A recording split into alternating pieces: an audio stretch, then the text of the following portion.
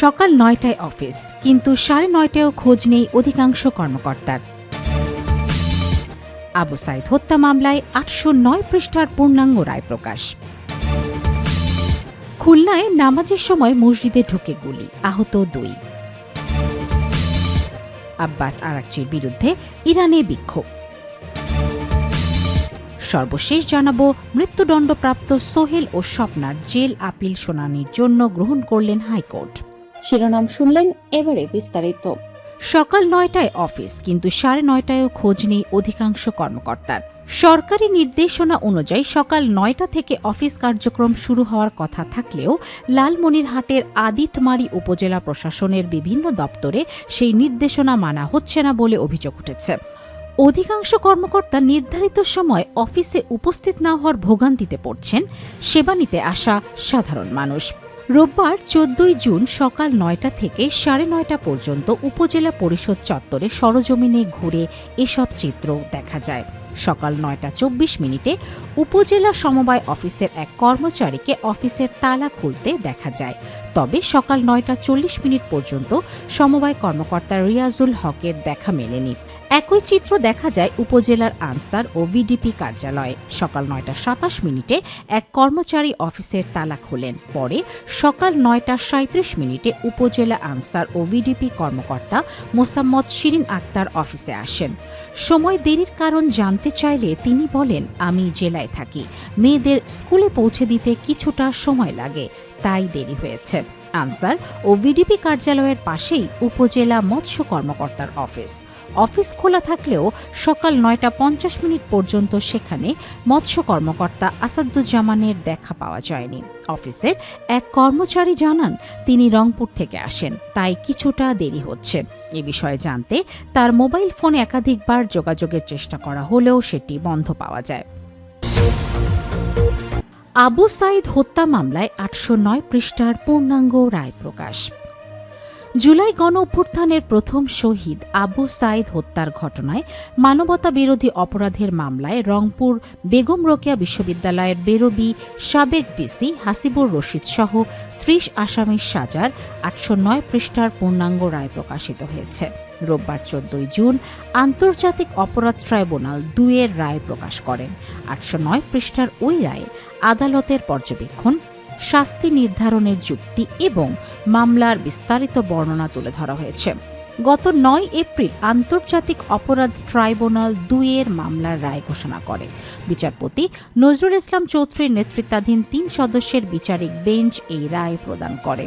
এতে ২ জনকে মৃত্যুদণ্ড, ৩ জনকে যাবজ্জীবন, ৫ জনকে ১০ বছর, ৮ জনকে ৫ বছর এবং ১১ জনকে ৩ বছরের কারাদণ্ড দেয়া হয়। পাশাপাশি একজনের হাজতবাসকে সাজার মেয়াদ হিসাবে গণ্য করা হয়। মৃত্যুদণ্ডপ্রাপ্তরা হলেন রংপুর মেট্রোপলিটন পুলিশের সাবেক এএসআই আমির হোসেন ও কনস্টেবল সুজন চন্দ্র রায়। যাবজ্জীবন প্রাপ্ত ৩ জন হলেন সাবেক সহকারী police commissioner Kotwali zone Arifuzzaman ওরফে জীবন, তাজহাট থানার সাবেক অফিসার ইনচার্জ রবিউল ইসলাম ওরফে নয়ন ও বেরবি সাবেক ক্যাম্প ইনচার্জ বিভূতিভূষণ রায় ওরফে মাধব। ১০ বছরের সাজাপ্রাপ্তরা হলেন রংপুর বেগম রোকেয়া বিশ্ববিদ্যালয়ের সাবেক ভিসি ড হাসিবুর রশিদ ওরফে বাচ্চু, রংপুর মেট্রোপলিটন পুলিশের সাবেক কমিশনার মনিরুজ্জামান ওরফে বিল্টু, বেরবির গণিত বিভাগের সাবেক সহযোগী অধ্যাপক মশিউর রহমান, লোক প্রশাসন বিভাগের সহযোগী অধ্যাপক আসাদুজ্জামান ওরফে আসাদ ও ছাত্রলীগের বেরবি শাখার সভাপতি পোমেল বড়ুয়া। তারা সবাই পলাতক। ৫ বছরের কারাদণ্ড পাওয়া আসামিরা হলেন আরএমপির সাবেক অতিরিক্ত উপ পুলিশ কমিশনার শাহ নূর আলম পাটোয়ারি ওরফে সুমন, সাবেক উপ পুলিশ কমিশনার আবু মারুফ হোসেন ওরফে টিটু, সাবেক প্রক্টর শরীফুল ইসলাম, সহকারী রেজিস্ট্রার রাফিউল হাসান রাসেল, যুগ্ম সাধারণ সম্পাদক ইমরান চৌধুরী ওরফে আকাশ ওরফে দিশা, ছাত্রলীগের বেরবি শাখার যুগ্ম সাধারণ সম্পাদক মাসুদুল হাসান ওরফে মাসুদ, বেরবির অফিস সহকারী কাম কম্পিউটার অপারেটর মাহবুবার রহমান ওরফে বাবু ও স্বাধীনতা চিকিৎসক পরিষদের সভাপতি ড. সরওয়ার হোসেন ওরফে চন্দন। খুলনায় নামাজের সময় মসজিদে ঢুকে গুলি, আহত 2। খুলনা নগরের দৌলতপুরে একটি মসজিদের ভেতরে ঢুকে দুর্বৃত্তরা 2 মুসল্লিকে গুলি করেছে। রোববার 14 জুন ভোর 5:30টার দিকে দৌলতপুর এলাকার ওয়েস্ট জোন পাওয়ার ডিস্ট্রিবিউশন কোম্পানির ওজোপাডিকো জামে মসজিদে এই ঘটনা ঘটে। গুলিবিদ্ধরা হলেন লোকমান হোসেন ও আলম। লোকমানের শরীরে 4টি এবং আলমের হাতে 1টি গুলি লাগে। আশঙ্কাজনক অবস্থায় লোকমানকে ঢাকায় পাঠানো হয়েছে এবং আলমকে খুলনা মেডিকেল কলেজ হাসপাতালে ভর্তি করা হয়েছে। পুলিশ জানায়, ফজরের নামাজ শেষে কয়েকজন দুর্বৃত্ত মসজিদের ভেতরে প্রবেশ করে এলো পাথারি গুলি ছোড়ে। লোকমান নামাজ শেষে মসজিদের ভেতরে কোরআন তেলাওয়াতে ছিলেন বলে জানা গেছে। হামলার পর স্থানীয় মুসল্লিরা আহতদের উদ্ধার করে হাসপাতালে নেন। দৌলতপুর থানার ওসি তদন্ত জাহিদুল ইসলাম জানান, ঘটনার খবর পেয়ে পুলিশ ঘটনাস্থল পরিদর্শন করেছে। প্রাথমিকভাবে ধারণা করা হচ্ছে পরিকল্পিতভাবে লোকমান হোসেনকে লক্ষ্য করে হামলা চালানো হয়। তবে এলোপাথারি গুলিতে আলমও আহত হন। দুর্বৃত্তরা দ্রুত ঘটনাস্থল ত্যাগ করে। খুলনা মহানগর পুলিশের উপ কমিশনার উত্তর সুদর্শন কুমার রায় বলেন, ঘটনাটি তদন্ত করে দেখা হচ্ছে। ঘটনাস্থল থেকে আলামত সংগ্রহ করা হয়েছে। আশপাশের সিসিটিভি ক্যামেরার ফুটেজ সংগ্রহের চেষ্টা চলছে। হামলার সঠিক কারণ ও জড়িত ব্যক্তিদের পরিচয় উদ্ঘাটনে পুলিশের একাধিক দল কাজ করছে। আব্বাস আরাকচির বিরুদ্ধে ইরানে বিক্ষোভ। যুক্তরাষ্ট্রের সঙ্গে সম্ভাব্য চুক্তি নিয়ে ইরানের পররাষ্ট্রমন্ত্রী আব্বাস আরাকচির বিরুদ্ধে বিক্ষোভ করেছেন কিছু মানুষ। শনিবার 13 জুন রাতে মার্কিনীদের সঙ্গে চুক্তি নিয়ে টেলিভিশনে একটি সাক্ষাৎকার দেন আরাকচি। এরই মধ্যে মাসহাদে ইরানি পররাষ্ট্র মন্ত্রণালয়ের ভবনের সামনে তার বিরুদ্ধে বিক্ষোভ হয়। বার্তা সংস্থা ফার্স্ট নিউজের প্রচারিত একটি ভিডিওতে দেখা গেছে কালো চাদর পরা এক নারী স্লোগান দিচ্ছেন, অনুপ্রবেশকারী বেঈমান আরাকচির মৃত্যু হোক। এই সময় তিনি কালো ও লাল পতাকা উড়াচ্ছিলেন। এসব বিক্ষোভকারীদের মতে, যুক্তরাষ্ট্রের সঙ্গে যে শর্তে চুক্তি হতে যাচ্ছে সেগুলো ইরানের স্বার্থে যাবে না। এর সঙ্গে নিজেদের স্বার্থ উদ্ধারের জন্য থাকা হুরমুজ প্রণালীর নিয়ন্ত্রণও ইরান হারাবে। তাদের অভিযোগ, চুক্তি করতে ইরানি আলোচকরা অনেক বেশি ছাড় দিয়েছে। রোববার চুক্তি স্বাক্ষর হবে বলে মার্কিন প্রেসিডেন্ট ডোনাল্ড ট্রাম্প ঘোষণা দিলেও তা নাকচ করেছে তেহরান। এমন পরিস্থিতিতে ট্রাম্পের বক্তব্যের প্রতিবাদে রাস্তায় নেমে বিক্ষোভ করেছে হাজার হাজার ইরানি। শনিবার সামাজিক মাধ্যমে ট্রাম্প দাবি করেন, ইরানের সঙ্গে সমঝোতা চুক্তি রোববারই স্বাক্ষরিত হবে। একই সঙ্গে তিনি বলেন, চুক্তি স্বাক্ষর হলে হরমুজ প্রণালী দিয়ে সব ধরনের বাধাবিঘ্ন ছাড়াই চলাচল নিশ্চিত হবে।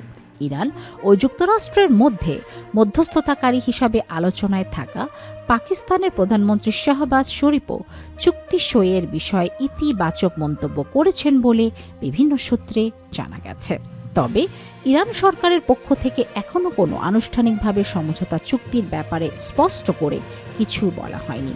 ইরানের পররাষ্ট্রমন্ত্রী ইসমাইল বাঘাই জানিয়েছেন, রোববার চুক্তি স্বাক্ষরের কোনো পরিকল্পনা নেই, তবে আগামী কয়েকদিনের মধ্যে সমঝোতা হতে পারে। এর মধ্যেই ট্রাম্পের ঘোষণার বিরুদ্ধে ইরানে বিক্ষোভ শুরু হয়। সামাজিক মাধ্যমে ছড়িয়ে পড়া ভিডিও ও ছবিতে দেখা যায় হাজারো মানুষ রাস্তায় নেমে প্রতিবাদ করছেন। রাজধানী তেহরানের পররাষ্ট্র মন্ত্রণালয়ের সামনে জড়ো হয়ে তারা সরকারের একাধিক কর্মকর্তার বিরুদ্ধে স্লোগান দেন। বিক্ষোভকারীদের অনেকে পররাষ্ট্রমন্ত্রী আব্বাস আরাকচিকে উদ্দেশ্য করে স্লোগান দেন এবং যুক্তরাষ্ট্রের সঙ্গে সমঝোতার বিরোধিতা করেন। মৃত্যুদণ্ডপ্রাপ্ত সোহেল ও স্বপ্নার জেল আপিল শুনানির জন্য গ্রহণ করলেন হাইকোর্ট। রাজধানীর মিরপুরের পল্লবীতে 7 বছরের শিশু রামিসাকে ধর্ষণের পর নৃশংসভাবে হত্যার ঘটনায় দায়ের করা মামলায় বিচারিক আদালতের রায়ে মৃত্যুদণ্ডপ্রাপ্ত 2 আসামি সোহেল রানা ও স্বপ্না আক্তারের করা জেল আপিল শুনানির জন্য গ্রহণ করেছেন হাইকোর্ট। রোববার 14 জুন বিচারপতি মোহাম্মদ আলী ও বিচারপতি মোহাম্মদ সাইফুল ইসলামের সমন্বয়ে গঠিত হাইকোর্ট বেঞ্চে রাষ্ট্রপক্ষের এই শুনানি করেন attorney general barrister Ruhul Kuddus Kajal. জানা যায়, আপিলের বিষয়টি গ্রহণযোগ্যতার শুনানির জন্য সোহেল রানার করা জেল আপিলটি 34 নম্বরে ও স্বপ্না আক্তারের আবেদনটি কার্যতালিকার ৩৫ নম্বর ক্রমিকে ছিল। তারই ধারাবাহিকতায় আজ সেটির শুনানি হয়। এর আগে শিশু হত্যায় আসামিদের সাজাপ্রাপ্ত আসামিদের ডেথ রেফারেন্স অর্থাৎ মৃত্যুদণ্ড নিশ্চিতকরণের যাবতীয় নথি হাইকোর্টে এসে পৌঁছায়। গত ৭ জুন ঢাকার শিশু সহিংসতা দমন ট্রাইব্যুনালের প্রধান অভিযুক্ত সোহেল রানা এবং তার স্ত্রী স্বপ্না আক্তারকে মৃত্যুদণ্ড দেন। রায় ঘোষণার পর তাদের কারাগারের কন্ডেম সেলে স্থানান্তর করা হয়। রায়ে ট্রাইব্যুনাল বলেছেন, ফৌজদারি কার্যবিধির ৩৬৮ ধারা মোতাবেক আসামিদের মৃত্যু না হওয়া পর্যন্ত গলায় ফাঁসি দিয়ে ঝুলিয়ে রাখতে হবে, আর ফৌজদারি কার্যবিধির ৩৭৪ ধারা মোতাবেক হাইকোর্ট বিভাগের অনুমোদন সাপেক্ষে এই মৃত্যুদণ্ড কার্যকর করতে হবে।